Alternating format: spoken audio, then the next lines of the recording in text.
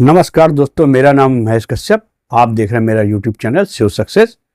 आज के मेरे वीडियो का टॉपिक है कि बहुत सारी परीक्षाओं को देने के बाद भी आपका अंतिम चयन क्यों नहीं हो पा रहा है। दोस्तों, बहुत सारे बच्चों की ये दिली इच्छा होती है, दिली ख्वाहिश होती है कि वे गवर्नमेंट जॉब पाएँ और इसके लिए वे 18 साल की एज होने का बेसब्री से इंतजार करते हैं। और जैसे ही 18 साल की एज कंप्लीट होती है और कोई वैकेंसी आती है जिसमें वो एलिजिबल होते हैं, उसका फॉर्म भरते हैं और एग्ज़ाम देना शुरू कर देते हैं। एग्ज़ाम देते हैं और कुछ बच्चों का चयन हो भी जाता है टाइमली, लेकिन बहुत से बच्चों का या ज़्यादातर बच्चों का सिलेक्शन नहीं हो पाता और कब एज 18 से 28 साल क्रॉस कर जाती है पता ही नहीं चलता। वो बच्चे ओवर एज की कैटेगरी में आ जाते हैं। तो ऐसा क्यों होता है कि कुछ बच्चों का चयन हो जाता है टाइमली और बहुत से बच्चों का नहीं हो पाता है?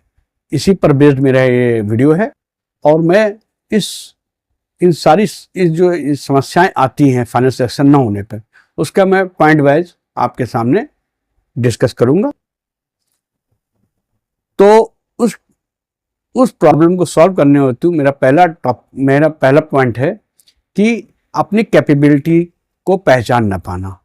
दोस्तों, बच्चे जब प्रिपरेशन करते हैं तो जोश से भरे होते हैं, एसएससी का, रेलवे का एग्ज़ाम देते हैं और तैयारी करते हैं, कोचिंग बैच ज्वाइन कर लेते हैं।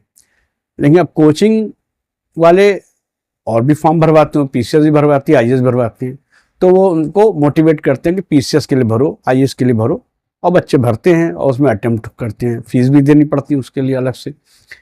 अच्छा, और उनका चूंकि लेवल अभी एसएससी का ही है, या एसएससी का भी पूरी तरह नहीं है, वो आईएएस का एग्ज़ाम देने पहुंच जाते हैं और जो वहाँ देखते हैं कि इस एग्ज़ाम के प्रिपरेशन के लिए एक से धुरंधर आते हैं और हम तो उनके सामने कहीं टिकते नहीं और रिजल्ट वही आता है, प्रीमियम का सिलेक्शन नहीं होता, पीसीएस का प्रीमियम सिलेक्शन नहीं होता, तो वो डिमोरलाइज होते हैं, उनका मनोबल गिर जाता है और उनको लगता है हम तो कुछ भी नहीं हैं और यहाँ तो एक से एक तैयारी करने वाले होते हैं। तो दोस्तों, मेरा आपसे सुझाव है कि आप ऐसी गलती ना करें, अपनी कैपेबिलिटी को पहचानिए। अभी आपकी प्री स्टेज है एसएससी की, रेलवे की, बैंक की, तो आप उसकी प्रिपरेशन कीजिए, या स्टेट गवर्नमेंट यूपीट्रिपलएससी वगैरह की, तो आप उसका एग्ज़ाम दीजिए। आप बहुत बड़ा एग्ज़ाम देने की कोशिश मत कीजिए जब तक आपकी तैयारी नहीं है।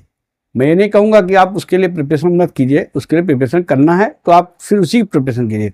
अगर आपको लगता है कि अभी हम उस लेवल पे नहीं है तो आपको उसके लिए प्रिपरेशन नहीं करनी चाहिए।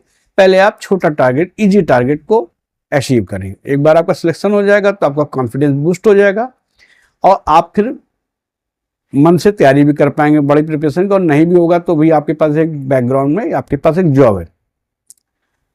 दूसरा जो पॉइंट है वो ये है कि नंबर ऑफ वैकेंसीज कम होना। दोस्तों, नंबर ऑफ वैकेंसीज कम होने की वजह से बच्चे फॉर्म फिलअप नहीं करते हैं। ये भी एक देखा गया है, बच्चे नंबर ऑफ वैकेंसी कम होती है। सपोज 10 वैकेंसी है, 5 वैकेंसी है, कभी कभी 2 वैकेंसी या 1 वैकेंसी भी होती है, तो बच्चे सोचते हैं अरे इसमें तो वैकेंसी नहीं है, इसको क्या करना भर के, इसमें होगा नहीं। ऐसा नहीं है, आपको नंबर ऑफ वैकेंसी कम होने पे फॉर्म नहीं छोड़ना चाहिए, उसको भरना चाहिए। ऐसे बहुत सारे लाखों बच्चे छोड़ देते हैं और जो बच्चे धुप्पल में भर देते हैं उनका भी हो जाता है। उनका लॉट ट्राई मार लेते हैं, ओवर एज हो रहे चले इसी भर देते हैं और उनका हो भी जाता है। मैं ये नहीं कह रहा हूँ कि सब धुप्पल में होते हैं, जो लोग तैयारी करने वाले तो वो भी भर देते हैं, उनका भी हो जाता है। मैं ऐसा नहीं कह रहा हूँ, मेरा इसको अदरवाइज ना लें। तीसरा पॉइंट है कि ज़्यादा फीस होने की वजह से फॉर्म ड्रॉप कर देना। ये भी देखा गया है कि कोई फॉर्म आता है और उसमें फीस ज़्यादा मांगी जा रही है, नॉर्मल से कई गुना ज़्यादा। जैसे कि नॉर्मल फीस 200, 250, 150 होती है, अब उसमें 800 मांगी जा रही, 1000 रुपये मांगी जा रही, 1200 मांगी जा रही, तो ज़्यादातर बच्चे उसको छोड़ देते हैं। तो इतनी बड़ी फीस है, इतना कहाँ भर पाएंगे इतना फीस, ऐसे करके बहुत से लोग छोड़ देते हैं फॉर्म। मानते हैं फीस ज़्यादा है, लेकिन आपको अगर उसमें आपको लगता है कि ये एक अच्छी वैकेंसी है, इसको निकाला जा सकता है, तो आप चाहे किसी से उधार लीजिए, घर वालों से रिक्वेस्ट कीजिए, या कोई पार्ट टाइम जॉब करिए, ट्यूशन पढ़ाइए, कोचिंग पढ़ाइए, कहीं नौकरी कीजिए, आप उसको अरेंज कीजिए। प्रिपरेशन आप कर रहे हैं तो इतना तो उठाना पड़ेगा। अगर आप 200-250 रुपये का मोबाइल रिचार्ज करा सकते हैं पर मंथ, तो आपको इसके लिए भी तैयार होना चाहिए। मैं मानता हूं कि गरीब बच्चों को इसके लिए दिक्कत हो सकती है, लेकिन यह भी विश्वास दिलाता हूं आपका जब फाइनल सिलेक्शन हो जाएगा और पहली सैलरी मिलते ही आपने जितना पैसा लगाया है वो सब एक बार में रिकवर हो जाएगा। ऐसा होता है, बच्चे परेशान होते हैं, टेंशन होती है। मैं इस बात को फील करता हूँ कि पैसों की कमी होना एक बड़ी दिक्कत होती है, या जिनके पास है वो भी डरते हैं कि इतनी बड़ी रकम 1000 रुपये लगना, सोच में तो पड़ता है। लेकिन अगर वैकेंसी अच्छी है, निकल सकते हैं, तो आपको रिस्क लेना चाहिए। मोर रिस्क मोर गेन कहावत भी है, तो आपको इससे चूकना नहीं चाहिए। 4th पॉइंट है कि फॉर्म भर दिया, प्रिपरेशन शुरू कर दी, और अभी एग्जाम डेट क्लियर नहीं है, तो बच्चे शुरू में तो जोश में पढ़ते हैं और फिर धीरे धीरे उनका जोश खत्म होने लगता है और पढ़ाई धीरे धीरे धीरे धीरे करके ठप हो जाती है, क्योंकि अभी कोई एग्जाम डेट नहीं है। सपोज 3-4 महीने बाद डेट आई, अब वो स्पीड पकड़ते हैं पढ़ने के लिए। अच्छा, जो बच्चे कोचिंग जा रहे थे वो तो थोड़ा बहुत टच में रहते भी हैं, और जो सेल्फ स्टडी कर रहे हैं वो बिल्कुल छोड़ बैठते हैं, और जब एग्जाम डेट आती है तब पढ़ते हैं। ऐसा भी आपको नहीं करना, ये भी एक मेन रीज़न होता है। एग्जाम डेट नहीं है तो आप उसको थोड़ा थोड़ा पढ़ते रहे। सपोज 3 महीने बाद एग्जाम, अक्सर 3 महीने 4 महीने के अंदर एग्जाम पढ़ जाता है, 3 महीने बाद ही मैं मान लेता हूँ आप डेली भी थोड़ा थोड़ा पढ़ते रहेंगे, और एग्जाम डेट आने के बाद स्पीड बढ़ा देंगे तो आप काफ़ी कवर कर ले जाएंगे। अगर आप रेगुलर 2-3 घंटे पढ़ रहे हैं तो आप नॉर्मल जो बच्चे छोड़ चुके पढ़ाई, उनसे आप काफ़ी आगे आ जाएंगे। वैसे तो मैं चाहूँगा सभी बच्चे मतलब रेगुलर पढ़ें, लेकिन ऐसा हो नहीं पाता है, किसी न किसी कारण से लोग पढ़ाई छोड़ ही देते हैं, और जब एग्जाम डेट आ जाती है तब पढ़ते हैं। तो ये गलती नहीं करनी है। नेक्स्ट 5th पॉइंट है मेरा कि एग्जाम सिलेबस के अकॉर्डिंग पढ़ाई ना करना। दोस्तों, ये भी एक प्रॉब्लम होती है कि एग्जाम का सिलेबस आ जाता है, फॉर्म भर दिया और सिलेबस के अकॉर्डिंग नहीं प्रिपरेशन करते हैं। सपोज किसी जीएस के सब्जेक्ट में हिस्ट्री तो आ रही है, लेकिन वर्ल्ड हिस्ट्री नहीं आ रही है। अब आप वर्ल्ड हिस्ट्री भी पढ़ रहे हैं, अपनी एनर्जी भी वेस्ट कर रहे हैं और टाइम भी वेस्ट कर रहे हैं।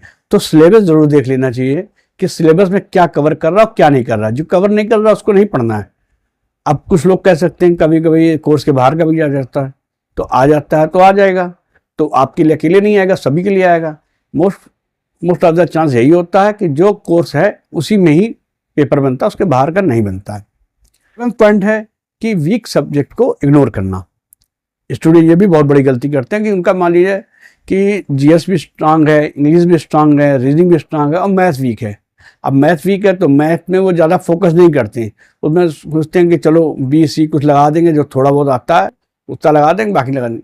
ये गलती नहीं करनी है। या किसी की इंग्लिश कमज़ोर है, मैथ अच्छी है, वो सब लगा देते हैं, इंग्लिश वीक है।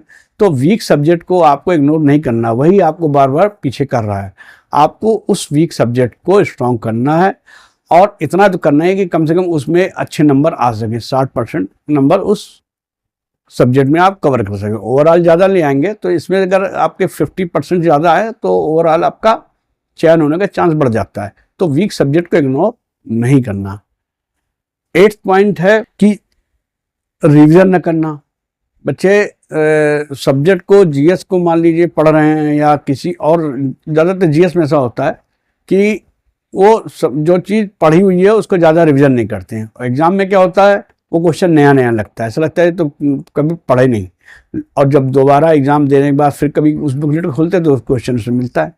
ऐसा होता है, आपने महसूस किया होगा। तो इजी क्वेश्चन तो बिल्कुल गलत नहीं होना चाहिए। टफ क्वेश्चन गलत हो रहा है तो सबके साथ हो रहा है, लेकिन इजी क्वेश्चन गलत होने मतलब, एक क्वेश्चन गलत होने मतलब आप 1000 स्टूडेंट से पीछे चले गए। फॉर एग्जाम्पल, अगर पेपर में आता है कि दिल्ली का लाल किला किसने बनवाया, 4 ऑप्शन है, A Akbar, B Shahjahan, C Jahangir, D Aurangzeb. अब इसका आंसर है B शाहजहां। लेकिन अगर आपने पढ़ा नहीं है ठीक से, या आपने रिवीजन नहीं किया है, आप गलती करते हैं और आप अकबर लगा जाते हैं, जहांगीर या शाहजहां औरंगजेब लगाते हैं, तो आप 1000 स्टूडेंट से पीछे चले गए, ज़्यादा से भी पीछे जा सकते हैं। और ऐसे इजी क्वेश्चंस आपने अगर 8 से 10 कर दिए तो आपका चयन होने के चांस गए। तो ये गलती नहीं करनी है। जो सिलेबस आपका तैयार है, जो बुक आपने अच्छे से रिजल्ट रखी है, उसका रिवीजन रेगुलर जरूरी है। उसको रेगुलरली रिवाइज करते रहे, हर क्वेश्चन को थॉरोली फोकस करके पढ़े। ऐसा ना हो कि आपने पढ़ तो लिया लेकिन अब वो पेपर में आया तो आपको ध्यान ही नहीं है, आप भूल गए। नहीं, हर क्वेश्चन को ध्यान से पढ़ना है। तो इजी क्वेश्चंस पे गलती नहीं करनी। इजी क्वेश्चन से ही आप बाहर हो जाते हैं। टफ तो क्वेश्चन कोई नया आ गया ऐसा जो आपने नहीं पढ़ा, तो बहुत सबने नहीं पढ़ा या ज़्यादातर नहीं पढ़ा, वो उसमें नहीं कर पा रहे कोई। इजी क्वेश्चन गलत नहीं होना चाहिए। एंड 1 नंबर पॉइंट है कि पेपर करने के दौरान कठिन प्रश्नों में उलझ जाना। दोस्तों ये गलती बहुत सारे बच्चे करते हैं कि पेपर करते चले जा रहे हैं और मैथ का फॉर एग्जाम्पल लेता हूँ, कोई बार चार्ट आ गया या कोई ऐसा कठिन क्वेश्चन आ गया जिसे 5-6 क्वेश्चन उसमें लगने हैं। अब बच्चे उसमें उलझ के रह जाते हैं और अपनी एनर्जी उसी में वेस्ट करते हैं। ऐसा नहीं करना, जबकि आगे बहुत सारे सरल और मीडियम टाइप के क्वेश्चन पड़े होते हैं, लेकिन आपने अपनी एनर्जी उसमें वेस्ट कर दी, 10-15 मिनट लगा दिया, बाकी क्वेश्चन आपके जब तक आप करते पेपर टाइम कंप्लीट हो गया और आपका छूट गया। बाद में आप बुकलेट देखते अरे पीछे तो सरल क्वेश्चन नहीं पड़े, वो तो छूट गए। ऐसा नहीं करना, यही तो कंपटीशन है, इसी को प्रतियोगी परीक्षा कहते हैं। आपको देखना है कहाँ पे बड़ी बाधा है, कहाँ पे नहीं है, आपको उससे बच के रास्ता निकालना है। आपको पहले पूरा पेपर एक बार करते चले जाइए, जो कठिन उनको छोड़ते जाइए। या आपको लगता है ये समय ये टाइम कंज्यूम करेगा, उसको छोड़ दीजिए, ड्रॉप करिए, आगे बढ़िए। वापस टाइम जब आपको रिपीटिशन में मिलेगा तो आप उसको लगाने सॉल्व करने की कोशिश कीजिएगा। छूट जाता है तो कोई बात नहीं, उसकी एवज में आप दूसरे क्वेश्चन ज़्यादा कर चुके हैं। या इंग्लिश में मान लेता हूँ, आपको कॉम्प्रिहेंशन का एक पैराग्राफ आ गया, बड़ा पैराग्राफ है, उस पर 5-6 क्वेश्चन है और आपको वो कॉम्प्रिहेंशन टफ लग रहा है, उसकी लैंग्वेज टफ लग रही है, टाइम का प्रेशर है, टाइम बाउंडेशन उसका प्रेशर रहता है, तो आप उसको ड्रॉप कीजिए, आप दूसरे क्वेश्चन कीजिए। आप जब दूसरे क्वेश्चन करेंगे तो आप जब टाइम बचेगा तो आप उसको भी कर लीजिएगा, और छूट जाएगा तो कोई बात नहीं, तो आप दूसरे सरल क्वेश्चन कर सकते हैं। ऐसा ना हो कि आप उसमें खपा दिए अपनी एनर्जी और बाद में पता चला रही है तो सब अच्छे क्वेश्चन तो छूट गए। तो ये भी गलती होती है, इसको सुधारने जरूरी। एंड लास्ट पॉइंट 9 नंबर है सेल्फ इवैल्यूएशन करना, अपना स्व मूल्यांकन करना। आप जब एग्जाम देकर आते हैं घर पर तो आप देखते हैं कि ऐसा देखा गया बच्चे अपनी बुकलेट किराए रख देते हैं और जब आंसर की आती है तो उसे सही चेक कर लेते हैं, क्या सही हुआ क्या गलत है, उससे अपना ये मूल्यांकन नहीं है। मूल्यांकन है कि पेपर देने के बाद आप घर पे आइए, डायरी बनाइए या कॉपी बनाइए और उस पर लिखिए कि आज मुझसे कहाँ पे गलती हुई, या क्या चीज़ मेरी तैयार नहीं थी, या क्या मेरी मनोदशा थी, मुझे क्या करके रखना चाहिए था। वो पॉइंट्स आप लिखिए। हर एग्जाम देने के आने के बाद अपना मूल्यांकन जरूर करना चाहिए, उस मूल्यांकन को लिखिए। सेल्फ एवल्यूशन आपको जरूर करना चाहिए कि आज कहाँ पे गलती हो गई, मैं कॉलेज देर से तो नहीं पहुँचा, मैंने ये पेपर में ये कठिन क्वेश्चन में तो नहीं उलझ गया, मेरी ईगो तो नहीं आ गई कठिन क्वेश्चन को सॉल्व करने में, इसके लिए मेरा 15 मिनट तो नहीं वेस्ट हो गया, या मैंने ऐसा तो नहीं कर दिया। बहुत सारे पॉइंट्स हो सकते हैं। हर एग्जाम के बाद अपना मूल्यांकन जरूर कीजिए, उसको लिखिए। यकीन मानिए आप ऐसे 5-6 एग्जाम के बाद जब लिखते जाएंगे तो अब, और जब भी एग्जाम से नेक्स्ट एग्जाम देने जाए तो वो मूल्यांकन को अच्छे से देख करके और गलतियां सुधार करके जाएं। जैसे जैसे आप अपना मूल्यांकन करते जाएंगे और बाकी जो पॉइंट्स मैंने बताए हैं उसके हिसाब से आप प्रिपरेशन करके जाएंगे, यकीन मानिए आपका 100% फाइनल सिलेक्शन हो जाएगा। होता है, आपका भी होगा। उम्मीद करता हूँ आपको मेरा वीडियो पसंद आया होगा, और अगर आपको मेरा वीडियो पसंद आया हो तो इसे लाइक कीजिएगा, दोस्तों में शेयर कीजिएगा और कमेंट करके जरूर बताइएगा कि आपको मेरा वीडियो कैसा लगा। आपको कोई क्वेरी हो तो जरूर मुझसे शेयर कीजिएगा कमेंट बॉक्स में, मैं उस पर वीडियो बनाने की कोशिश करूँगा। आपने मेरा वीडियो देखा इसके लिए आपको थैंक यू वेरी मच।